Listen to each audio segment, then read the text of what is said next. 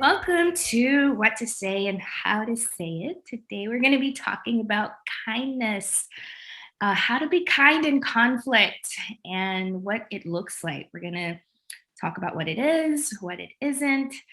We're going to talk about some research around it, and then maybe some examples of what it looks like in difficult conversations. So, I'm excited about this. I love this topic because I think it's a skill that only few people really know how to implement. A lot of people think it's the same as being nice. And I think when we look at the biblical definition of kindness, there's a little bit more to it. Nina, how do you see kindness and what God says about it?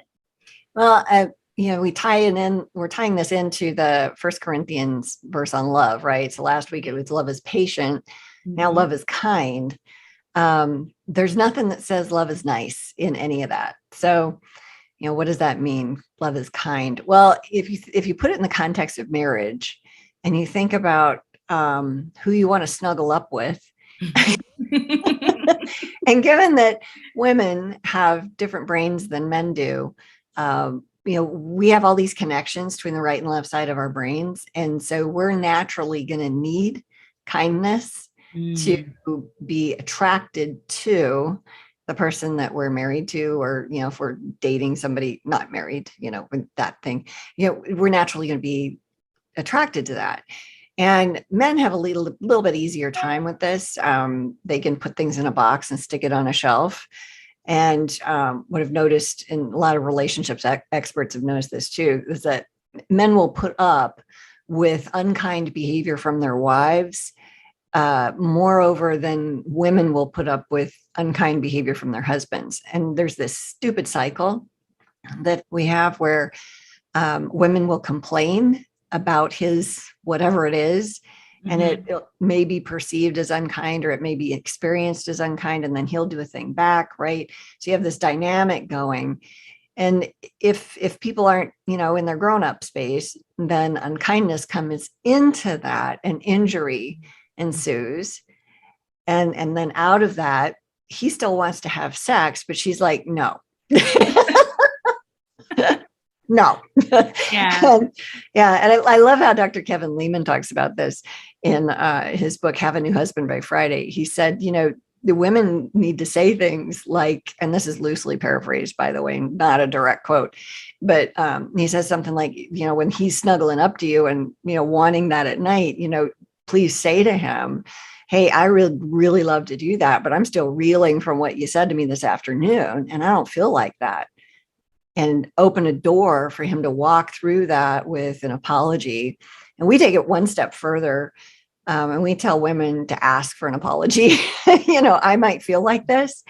When you've apologized and, repaired the damage that's occurred.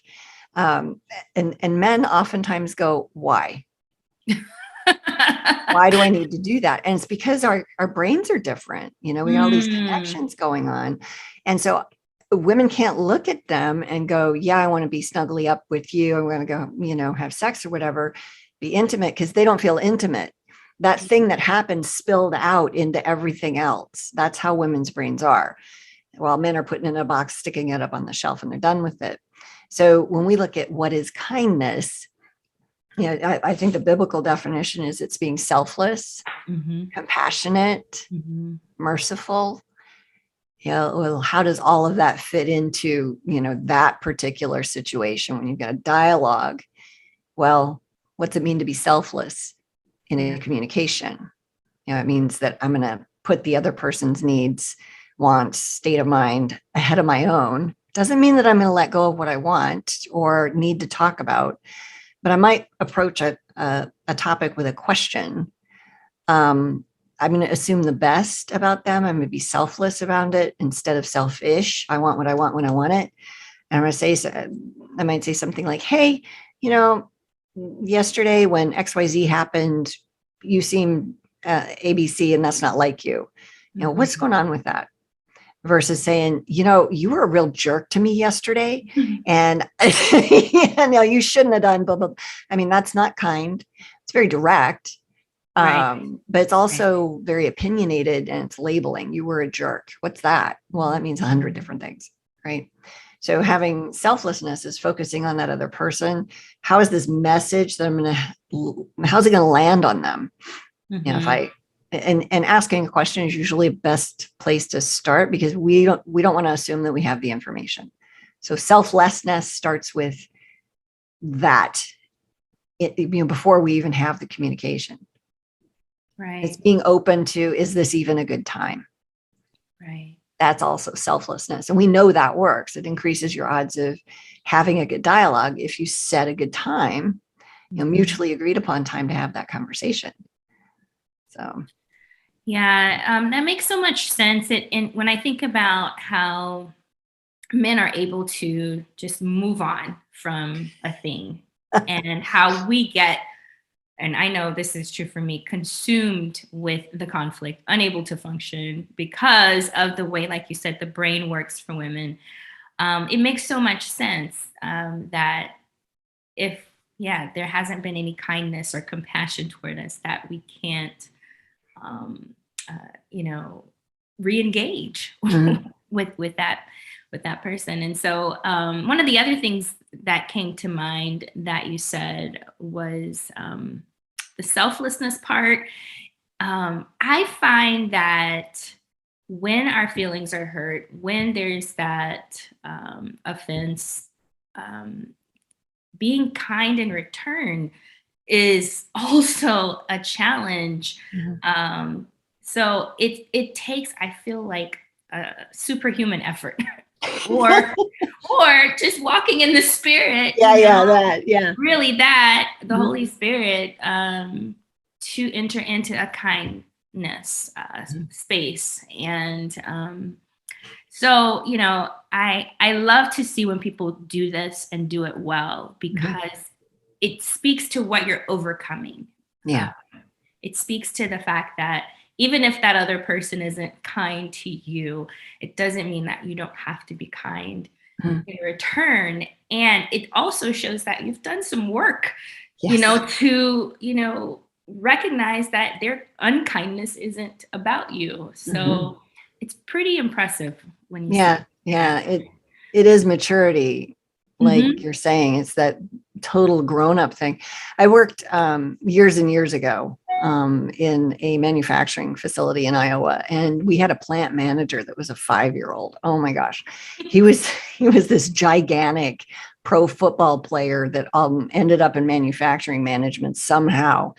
And oh my word, he would walk down the production floor with parts in his hands, and he'd be throwing things and swearing and yelling at people.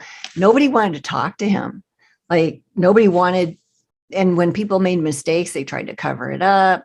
Like, he was the opposite of kindness. He was, yeah, out of control, right? And then the manager, he lasted about a month. The manager that replaced him, very kind, very Mm, respectful and kind person. He asked questions before he told people what to do. He wanted to make sure that people felt like they were on a team, which is great leadership, right? You yeah. know, nobody likes to have somebody show up and, hey, let me tell you everything I know about your job or your role or the thing you just did or should be doing next. Nobody Yeah. likes that.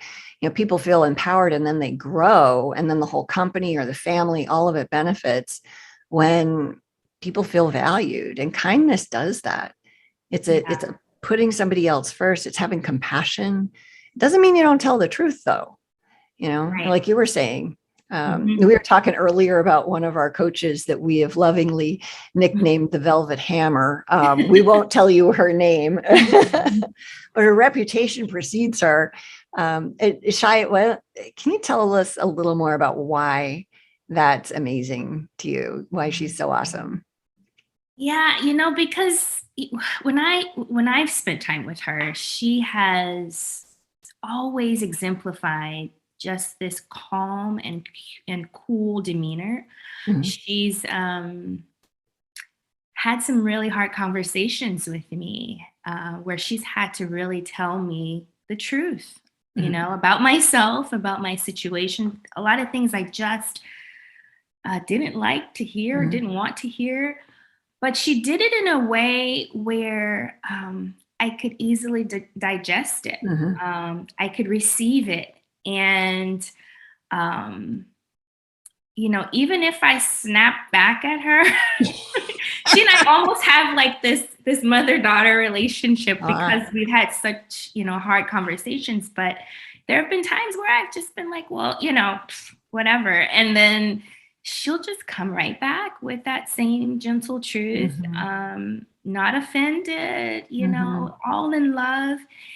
And when it's done that way, it's really hard not to really step back and consider what's being said. So I admire her so much for that because that's a skill Mhm. not many people have. Yeah. Yeah, So, I would agree with that. She's mhm. definitely got the compassion and the mercy and the selflessness because that she's for you That's when she's right. working. Yeah. And I would say that's probably true of all of our coaches. Yeah. Because that really is what coaching is about is, being there for your client to help them move forward where they want to go, not you having some agenda with their life. I mean, that's sick. But the best things that we can hope for are kindness that looks at what's good for a Yeah. person. And I have a couple of people I'm working with that are dealing with addictions. So, Mhm. and various addictions. Okay, not just one, but it all works down to the same thing, right? And the question that they've all had to wrestle with is this kind to allow this to continue? There's the kindness from you know, the allowance of the behavior in the first place. Is this kind to this person to allow this to continue because they don't want to quit doing what they're doing the way they're doing it. But it's really bad for the family. Most addictions are, whether they're drugs, alcohol, sex, porn, it doesn't matter. Um, but I've noticed that in the church, and I don't think this is all Christianity, but I've noticed there seem to be a few denominations where women are terrified to do something strong and good Mhm. and be kind while doing it, even in the Mhm. face of addictions that are where their kids are being physically abused, or financially they're being devastated, or there's massive sin going on in the home because of the addictions. Mhm. And I'm just so sad about all of that, because you look at selflessness, which is attached to kindness, and merciful would be, you know uh, or the lack of mercy would be, I'm done with you, right? A lack of Yeah. compassion would be, you're this horrible person. you know Right. Being selfish would be, I need you to change for me. But when we're kind and we're the opposite of those things, we can speak a gentle truth to somebody, like you were just talking about with one of our coaches, and say, hey, I love you, and I want to see something done about XYZ addiction. Whether it's you getting a counselor, whether it's throwing out, the drugs and putting security on our computer, whatever it is, whatever that particular thing is, I want to see you take action on that. And I want to see that in the next week. And if you can't do that, that's going to communicate to me where we're at in your hierarchy of value. And then I'm going to take some action in response to that. And we have to know what that is. Mhm. And it's hard stuff because you create more chaos short term to solve those problems. But if you don't, and you kick the ball 5 yards or 5 years, sorry, down the street, down the field, uh, what do you got then? Yeah. If the addiction is even more embedded, Yeah. those things don't end well, and they destroy families in the process. So we have an obligation to be kind, which also means being truthful. I think, it's not being nice. Yeah. Yeah. Yeah, it's definitely a level up. And like you said, that short-term response, I think, is the reason why a lot of those women hesitate, is because what kind of retaliation might happen. Mhm. So I think it takes understanding that that's just going to be part of it. That's going to be part of the process to loving someone into becoming more like Christ. Mhm. And the maturity that you need for that Mhm. means, okay, you know, just understanding that. And so, that's why when you have people that do it well, um, they've been through something. You know that they have overcome that type of retaliation. So Yeah. yeah, it's an impressive skill for sure. Well, and I think that skill is an outpouring of the heart, right? Mm. Because it's easier for me to be kind when I am filled with compassion and mercy and I am selfless. And so then I'm not focusing on myself. I'm not insecure. Um, Mm. I'm confidently going where God has me to go next, whatever that looks like. And, I see a lot of things with, with, with couples, because I do a lot of couples coaching and, somebody, it doesn't always have to be the man, by the way. Men get a bad rap for having anger issues, but women have them too, right?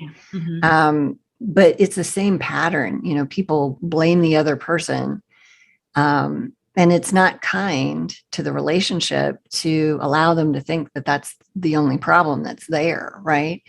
But how you go about pointing that out, usually through a question, asking for an observation about their own behavior, they'll come up with it on their own most of the time. Well, I guess I'm pretty angry about this. Okay. So what's that about? And there's no judgment. There's none of that kind of thing. Judgment, I think, is the opposite of kindness in some way, shape, or form. I mean, maybe Yeah. not No, linguistically. that's accurate. The scripture that comes to mind is mercy triumphs judgment, and I think if we look Mm, at the definition of kindness, it includes mercy. mm, So yeah, that's spot on what mm. you're saying. When you look at Abigail and Nabal, I would say that she was kind in how she dealt with that whole situation. Everybody, David and his crew are coming to kill everybody because her husband was, he was a jerk. I'll use that word again. This is all loosely translated. And I think I've talked about this before, but the story is just so amazing because here's this guy that's just such a jerk to these people that, David, that protected his land and all this stuff. And it was customary to ask for food and shelter and all that kind of stuff as you're passing through. And he's like, no, you know. And so David and his crew's on their way to kill everybody.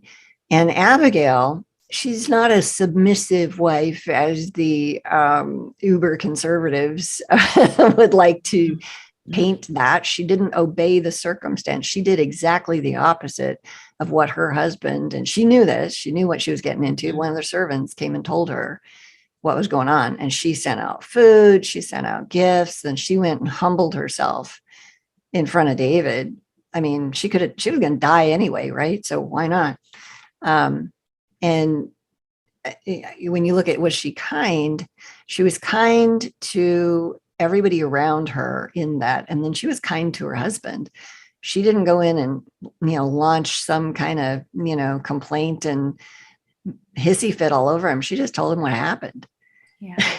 Just here's the information. And that she told the truth. She didn't try to hide it. And that's, I think people try to be kind sometimes by not telling the truth, Hmm. you Right. know? Sugarcoating it or getting Yeah. around it, or maybe half truths. Yeah, Mhm. that's typically what we do because we don't want to upset the other person. We don't want Uh-huh. to engage. Yeah. Mhm.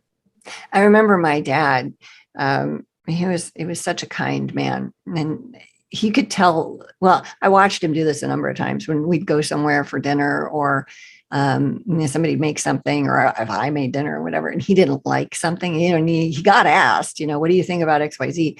And he would say, you know what? I really appreciate you making it.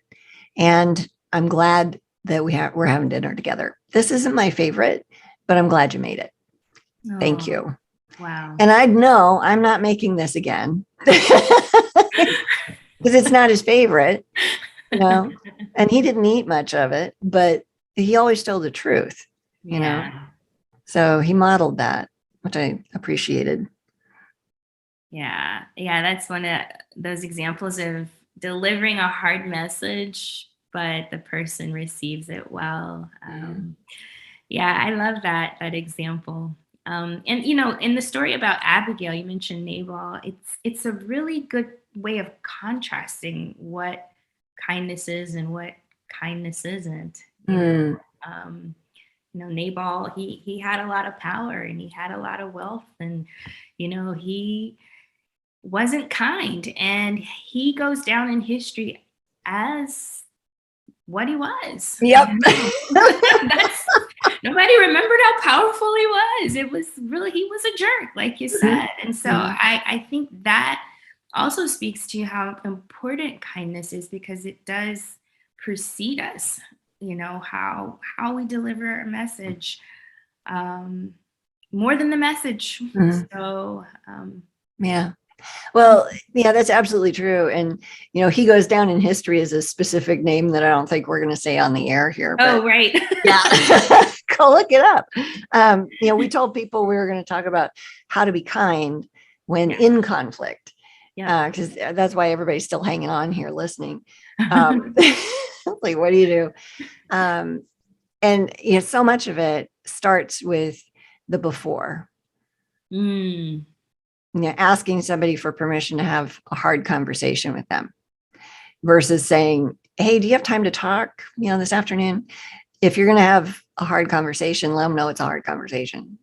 We need to have a difficult conversation. Does this afternoon work? 3:00 or something. Mm-hmm. And they're going to be like, oh, but the reason you do that is it puts them on their best behavior. Mm-hmm. And, if you're not ready to do it at that moment and they are, I still recommend setting a time later. Mm-hmm. And if they want to know what it's about, well, it's about the exchange we had yesterday, but I'm not going to talk about it now. I'll see you in a couple hours. And you leave the room. Leaving the room is a big thing. You have to, when we say we're going to do one thing, I'm not going to talk about it now. And then we get drug into more of it by answering questions, we're disrespecting ourselves, we're disrespecting the relationship, and we're teaching that other person we don't have any boundaries, which is not good for relationships. You're not being kind to yourself or the other person because you're not having mercy and compassion on the relationship itself. You might think you're being selfless by going, okay, I'll do this thing I'm not ready to do right now. No, it's not wise. Yeah. So there's that setup piece of it. And then you get into the conflict.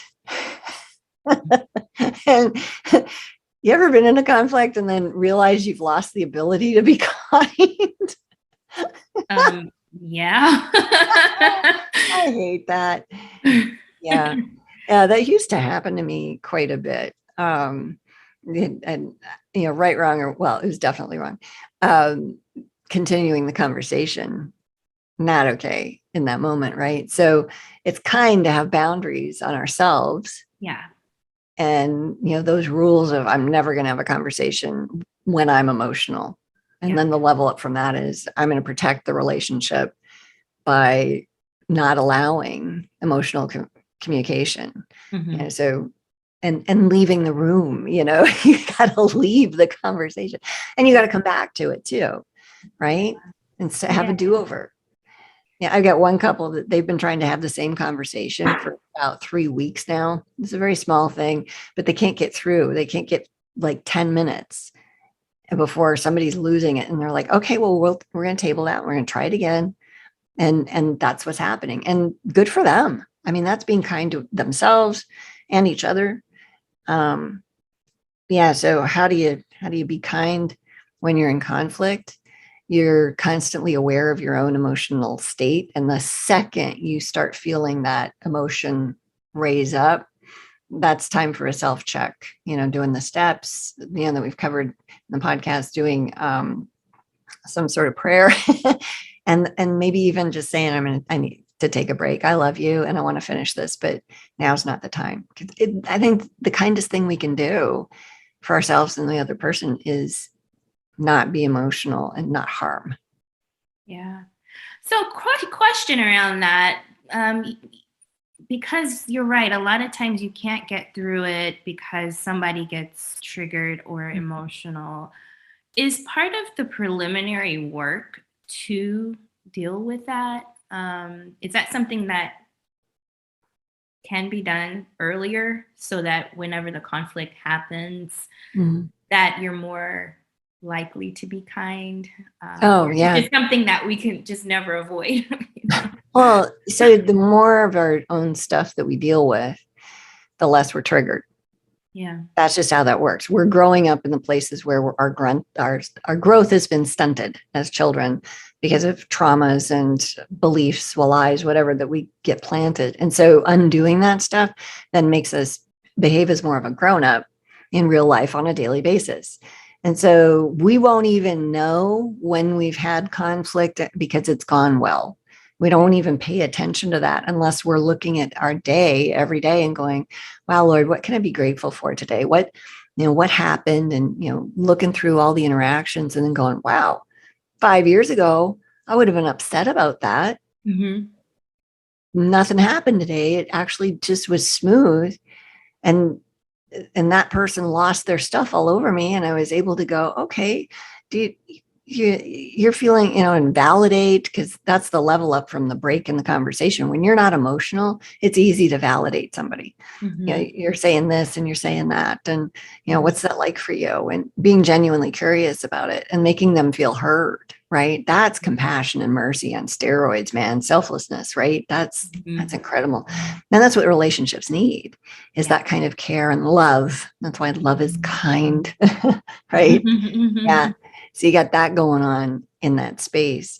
But you're gonna have triggers. You're gonna get surprised in conversation. But to your point, we consistently need to be doing our own work so that because a fool shows his annoyance at once. Yeah. Well, yeah. So I'm foolish if I'm annoyed, basically, and then I'm the less mature I am, the more of a fool I am, the more that's going to emote out into the real world through my mouth. Mm-hmm. So if I'm annoyed, and that's the lowest end of being emotional, a little irritated, annoyed, I'm going to show that. Ooh, if that's the level of attention, if that's the space versus this blow up, because that's in there too. Yeah. But a prudent man overlooks an insult. It doesn't mean that I used to think that meant, well, we just pretend it didn't happen. But if you're wise, you know what that was that just happened, but it doesn't hit you. It doesn't stick. It's the insult, the pain of that is overlooked because it doesn't hurt. And then you can interact in that in a completely different way. I had a client this week that had a situation, and a husband pointed out this thing that was wrong with something she'd done. And she went, you know what? You're absolutely right. And that was it, and yeah. And he was like, well, aren't you going to fix it? And she goes, no, I don't have time for that right now, but if it bothers you, feel free. And she went back to what she was doing. I don't know what happened with him, whether he fixed it or not, but it was one of the wins that was brought to one of our sessions. It was just super cool, though, because she was totally agreeable, avoided conflict. She knew what he was doing at the time he was doing it, and it didn't bother her at all. She was like, yeah, you're right. That is true. That is that way. And she didn't care. It wasn't her problem. It was his problem, which is interesting, right? That is interesting. And it makes me think about the concept of detachment. I think because we talk about that too at Greater Impact, is sometimes you have to get real clear about what's your problem and what's not your problem. And sometimes just that right there can solve a lot for you and help you to really show up with kindness. When we're codependent, consumed with that person and what they're doing and Mhm. their unkindness, sometimes that just muddies things up too Yeah. much. If we could just see that Mhm. it's not our issue. A lot of the times when people are unkind, it's their issue. Exactly. So Oh, that is so true right there. Yeah. They label other people with the thing that they're doing. yeah, Yeah. Or they see something and misinterpret it as the thing that they're doing and project that, right? It's yes. just all lies and hot mess, right? So, if we really, and Nightingale Conant Corporation did this study, and it was a long time ago, back in the 80s, but it totally changed my life when I learned this. And it was 80% of the things that we worry about never happen. Mm, And I thought, well, if I'm worrying about what all these people think of me, that's probably not true, mhm, right? And so mhm. what's the point of having stress around some activity that I'm going to do and how I may or may not do at it? Let's just focus on what would be good to focus on. And I think that is being kind to ourselves too, Mhm, managing our thoughts and yeah, being healthy in that space. mhm. And to your point about detachment, that it's a great concept. And when we have to intentionally think about these things for a long time, and then at some point we've got these habits that just happen, right? And we don't even think about it, it just is. And then we're operating in love, we're not owning stuff that's not ours to own. It's not kind to people to do things for them that they should be doing for themselves. you Mhm, know mhm. um, Kids need that to learn how to be independent. Elderly people especially need that so that they feel independent and confident, and they don't give up on their lives because they can't do anything anymore. The more they don't do things, the more they don't do things. Right. Yeah. And you look at the average adult, what kind of relationship do I want with you? And do I want a partnership and equality kind of thing in value? Even if I'm your boss, I want a partner. I want you so fired up about the thing that we're doing, you Mhm, know, that's partnership. Come play with me and do this thing and let's have a great time together. Or do I want to mother you? Do I need authority? Do I have to be dictatorial? Do I want control? I mm. don't think any of that's kind. I don't think so either. And it's definitely not selfless because Right. you're thinking about how whatever that thing is you're trying to control affects you. Yeah, fill my needs, get what I want when I want it. Yeah, absolutely. And whether you're a boss in a company, pastor of a church, spouse or child, it doesn't matter. Doesn't matter. So, all right. Well, this was very good. I feel like kindness is something that we'll be forever working on until we go to glory. There's always going to be, you know, temptations, oppositions, difficult relationships, but they can be less difficult if we learn how to implement kindness. And if people want to know more about how to do that, we offer coaching. We offer a free ebooklet on our website. Go to greaterimpact.org if you want to know more. We really are passionate about helping people at home, work, and church improve their relationships. So check us out.